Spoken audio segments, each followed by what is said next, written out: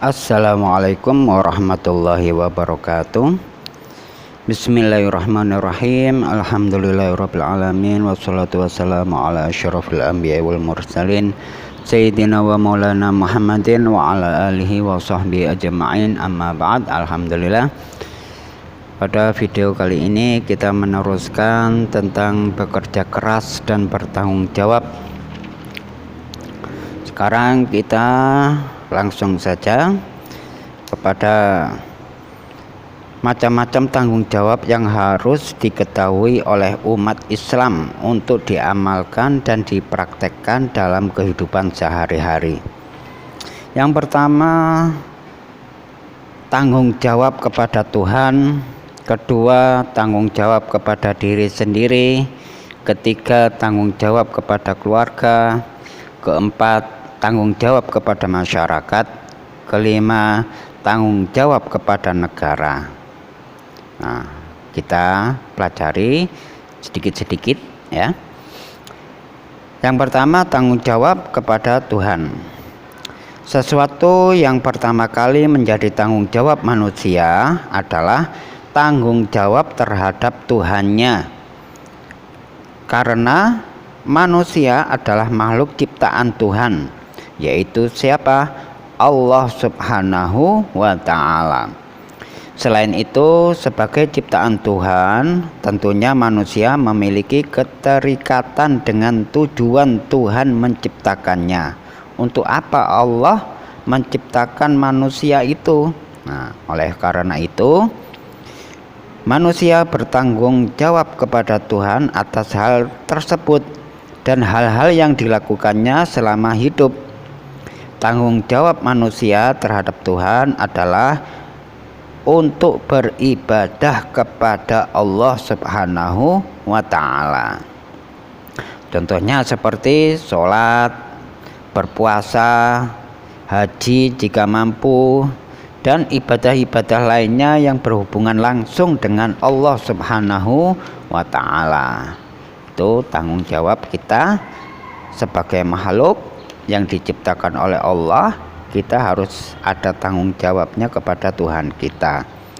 Nah, tanggung jawabnya yaitu menjalani apa yang diperintahkan oleh Allah dan menjauhi apa yang dilarang oleh Allah. Itu tanggung jawab yang sebenarnya, yang biasa kita sebut dengan taat ya. Yang kedua, tanggung jawab kepada diri sendiri. Tanggung jawab kepada diri sendiri merupakan sesuatu yang harus ditanggung atas dirinya sendiri. Tanggung jawab kepada diri sendiri meliputi hal-hal yang berkaitan dengan diri sendiri dan individu. Nah, tanggung jawab kepada dirinya sendiri seperti untuk memenuhi kebutuhan hidup, memberikan asupan nutrisi pada badan, dan lain sebagainya, seperti menjaga kesehatan ya, mencegah hal-hal yang dapat membahayakan diri sendiri. Contohnya seperti meminum minuman yang kira-kira dapat membahayakan tubuh kita sendiri, seperti contohnya minuman keras, obat-obatan ya, obat koplo atau lain sebagainya. Itu bisa menyebabkan rusaknya badan kita, rusaknya anggota tubuh kita. Dengan kata lain, tanggung jawab kepada diri sendiri berkaitan dengan bagaimana caranya memimpin diri sendiri untuk menjadi lebih baik. Contoh tanggung jawab kepada diri sendiri antara lain memenuhi kebutuhan hidup seperti makan, minum, dan sebagainya. Kemudian sifat-sifat kita harus lebih baik dari hidup yang kemarin, hidup yang berlalu. Hari ini harus lebih baik dari yang kemarin.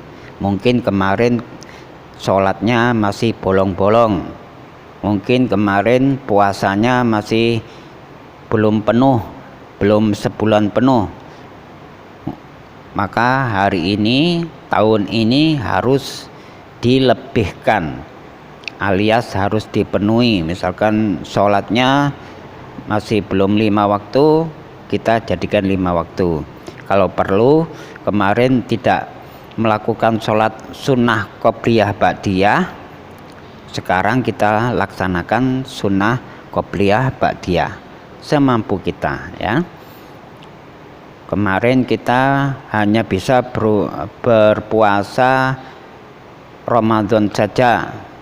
Mungkin sekarang kita tambahi dengan puasa-puasa sunnah, seperti contohnya puasa Senin Kemis, ya, sunnah apa yang lain dan lain-lain sebagainya, ya. Banyak sekali sunnah-sunnah berpuasa yang lain.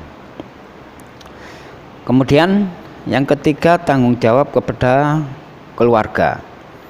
Keluarga adalah masyarakat terkecil yang terdiri dari seorang ayah, ibu, dan anak-anak, serta orang lain yang menjadi anggota keluarga. Itu juga termasuk tanggung jawab kita. Misalkan kita mengangkat anak asuhan, dan lain sebagainya. Setiap anggota keluarga memiliki kewajiban bertanggung jawab atas kemaslahatan keluarganya.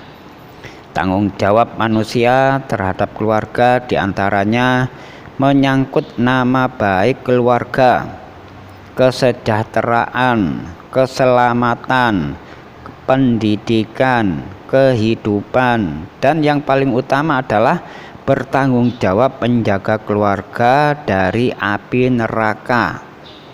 Ya, seperti yang ada di Al-Quran itu, a'udzubillahi minasyaitonirrajim, qu anfusakum wa ahlikum naro. Jagalah diri kamu dari neraka dan keluarga kamu dari api neraka. Ya, pertama kita jaga diri kita sendiri untuk supaya tidak masuk ke dalam neraka. Kemudian jaga keluarga kita jangan sampai masuk ke dalam jurang neraka. Nah, itu contoh tanggung jawab kepada keluarga. Antara lain mencari pekerjaan untuk memenuhi kebutuhan keluarga, menjaga nama baik keluarga, menjaga keluarga dari siksa api neraka, mengarahkan keluarga kepada sesuatu yang baik, dan sebagainya. Kita harus memberikan contoh yang baik kepada keluarga kita agar keluarga kita menjadi aman, tentram, damai, dan rukun, dan lain sebagainya, ya. Kemudian yang keempat, tanggung jawab kepada masyarakat. Konsekuensi manusia sebagai makhluk sosial adalah manusia merupakan bagian dari masyarakat. Karena merupakan bagian dari masyarakat, maka dalam berpikir, bertingkah laku, berbicara, dan sebagainya, manusia terikat dengan masyarakat. Sehingga menjadi sebuah kewajaran apabila segala tingkah laku dan perbuatan yang dilakukan oleh manusia harus dipertanggungjawabkan kepada masyarakat. Contoh tanggung jawab di dalam masyarakat antara lain menerapkan toleransi antar masyarakat, menjaga nama baik masyarakat, menjaga keutuhan masyarakat, menciptakan dan menjaga ketenangan serta ketentraman masyarakat, dan lain sebagainya. Contohnya tidak saling mengadu domba atau saling menutupi keaiban anggota masyarakat, tidak menceritakan aib-aib orang lain. Kalau kita sebut biasanya hibah, ya, ngerasani. Nah, gak boleh ngerasani. Biasanya yang diceritakan itu yang jelek-jeleknya saja. Kalau bisa kita tutupi kejelekan orang lain agar kejelekan kita sendiri ditutupi oleh Allah Subhanahu wa ta'ala. Itu efeknya. Kalau kita membuka aibnya orang lain, maka Allah pun akan membuka aib kita sendiri. Naudzubillah min dzalik, ya. Nah, kalau kita bisa menutupi aibnya orang lain, itu akan menjadi aman. Kalau kita tidak bisa menutupi kejelekan orang lain, akibatnya kepada kita sendiri, kecuali bisa membahayakan kepada masyarakat. Misalkan contohnya orang ini mencuri. Mencuri, maka kita harus melaporkan kepada yang berhak, yang berkewajiban, yaitu kepada polisi, agar tidak menjadi penyakit di dalam masyarakat itu sendiri. Nah, yang kelima yaitu tanggung jawab kepada negara. Tanggung jawab kepada negara. Setiap manusia adalah makhluk yang berbangsa dan bernegara, karena setiap manusia pasti merupakan bagian dari sebuah bangsa dan warga di suatu negara. Karena merupakan bagian dari sebuah negara, maka dalam berpikir, berbuat, bertindak, dan bertingkah laku kepada manusia terikat dengan norma-norma atau ukuran-ukuran yang dibuat dan berlaku di bangsa dan negara yang bersangkutan. Dengan demikian, maka setiap manusia tidak akan berbuat sesuka hati, terlebih melanggar norma-norma yang berlaku di sebuah kawasan tersebut. Apabila manusia melakukan perbuatan perbuatan yang salah atau melanggar norma-norma tersebut, maka ia harus bertanggung jawab atas apa yang dilakukannya kepada bangsa maupun negara. Contoh tanggung jawab kepada bangsa dan negara antara lain menjaga bangsa dan negara dari perpecahan, tidak melanggar aturan-aturan yang ditetapkan, membangun bangsa dan negara menuju maju, dan lain sebagainya.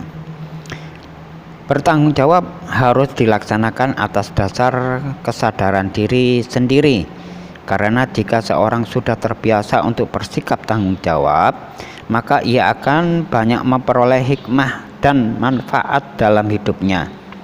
Adapun beberapa hikmah penerapan sikap tanggung jawab sebagai berikut. 1. Melaksanakan perintah Allah Subhanahu wa ta'ala. Ini yang paling utama. Kemudian yang kedua, mendapat kepercayaan orang lain. Yang ketiga, mendapat ketenangan dan ketentraman dalam hidup.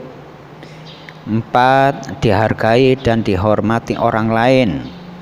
Kelima, terhindar dari golongan orang munafik. Keenam, menjadi pribadi yang lebih baik. Ketujuh, memiliki kebijaksanaan dan keadilan dalam memutuskan segala sesuatu. Kedelapan, terhindar dari perilaku gegabah dan ceroboh. Kesembilan, mudah diterima oleh berbagai kalangan. Yang kesepuluh, memiliki keuletan dalam menjalani kehidupan.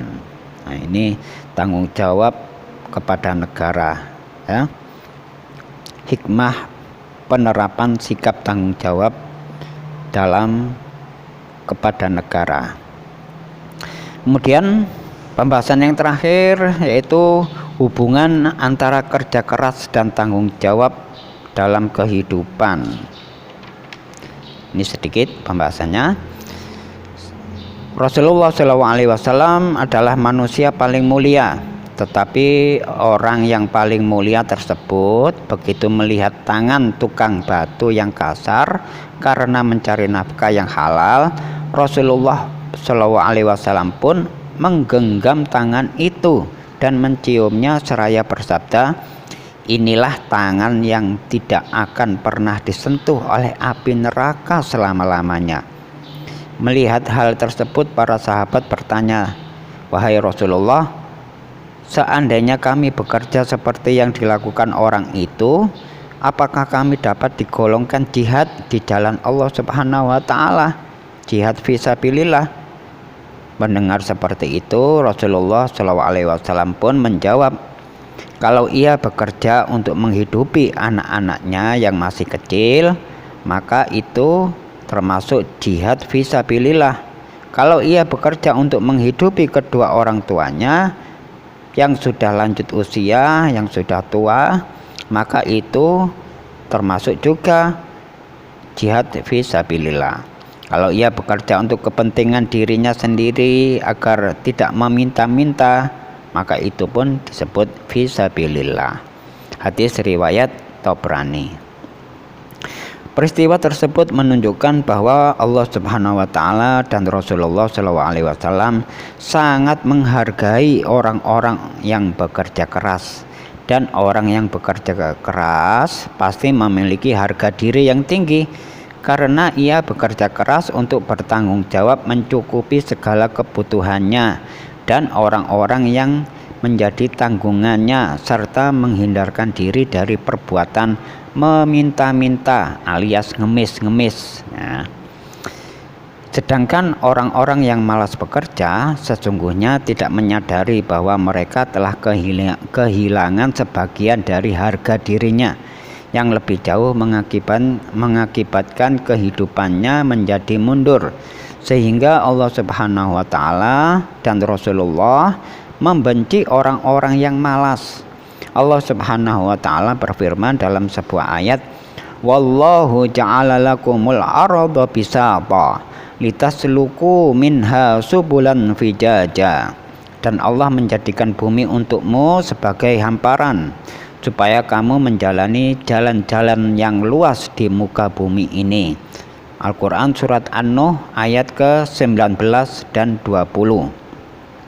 Kerja keras sangat penting untuk memperoleh pencapaian maksimal dalam sesuatu yang dikerjakan. Orang yang senantiasa bekerja keras tentu memiliki niat dan kemauan yang tinggi dalam setiap amal yang dikerjakan. Sementara dalam berniat, umat Islam harus jujur. Selain itu, selain juga jujur dalam lisan, jujur dalam berjanji, jujur dalam berinteraksi, jujur dalam bermuamalah dengan orang lain.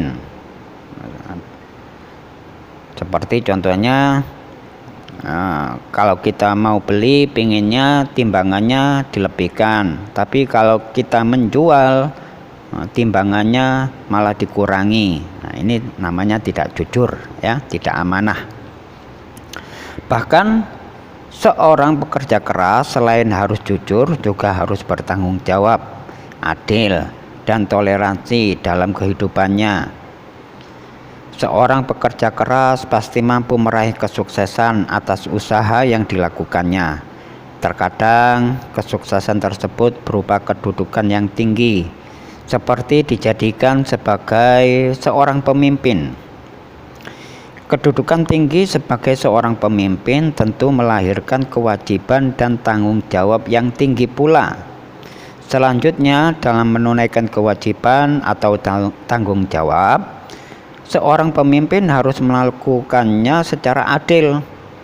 Karena itulah yang pasti diharapkan oleh orang-orang yang dipimpinnya. Selain itu, seorang pekerja keras yang telah memiliki kedudukan tinggi juga harus memiliki sikap toleran yang tinggi. Karena orang-orang yang di bawahnya tidaklah seragam atau heterogen yang memiliki berbagai macam latar belakang yang berbeda-beda. Jadi seorang pemimpin harus memiliki sifat yang cerdas, ya, jujur, adil, amanah, karena rakyatnya itu memiliki sifat yang berbeda-beda. Ada yang sifatnya seperti ini, ada yang A misalkan, ya. Contohnya A, ada yang B, ada yang C, ada yang A. Kita harus jujur, kita harus adil berbuatnya, ya. Seperti itu. Mungkin kerja keras tidak hanya ditunjukkan dalam bekerja untuk mencari nafkah, namun dapat diterapkan dalam aspek apapun.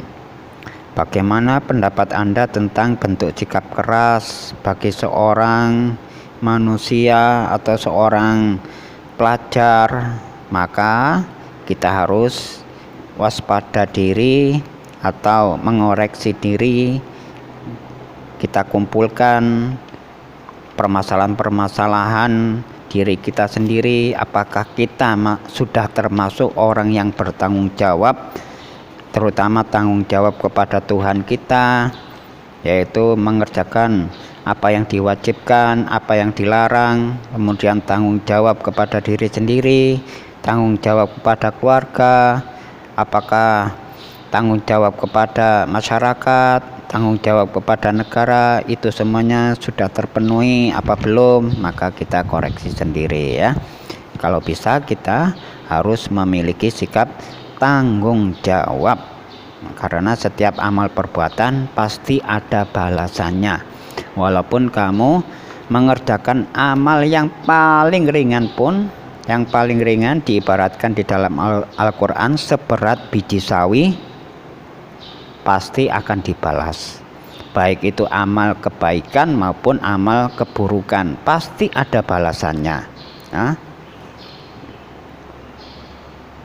sudah sekian, mudah-mudahan bermanfaat. Saya akhiri, wabillahi taufiq wal hidayah wal inayah. Wassalamualaikum warahmatullahi wabarakatuh.